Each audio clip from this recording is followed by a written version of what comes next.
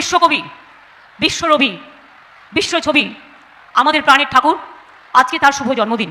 দই দই কি দই হয় কে জানে ওটা, ভালো দই। ওগুলো কখনো খাইনি, আজকে প্রথমবার খেলাম। কি আশ্চর্য, ঠিক বলেছ। টক দইটা তো অসাধারণ বাবা, আমাদের বাড়িতে তো এরকম টক দই হয়ই না কলকাতাতে। আমরা কি দই হয় কে জানে ওটা, এত ভালো দই এখানকার। আমি তো এবার থেকে দই নিয়ে যাব ভাবছি, ব্যাগে করে করে। যতবার আসবো ততবার এখান থেকে সে দই নিয়ে যাব। রচনা দি, তুমি অমল দয়ালার দইও টকিয়ে দিলে। লাস্ট অব দি বিশ্বকবির লেখা না যে নাটক অমল দয়ালা দইও টকে গেল আজকে। এখন আমরা নীলসাদা দই লোকের দুয়ারে দুয়ারে পৌঁছে দিই মদের প্যাকেটে। দুয়ারে সরকার, দুয়ারে মদ, দুয়ারে দই, ক্লাবে মদ মাংস, আর সিন্ডিকেটে অত্যাচার। এই করে আমাদের দইয়ের ব্যবসা খইয়ের মতো ফুটছে।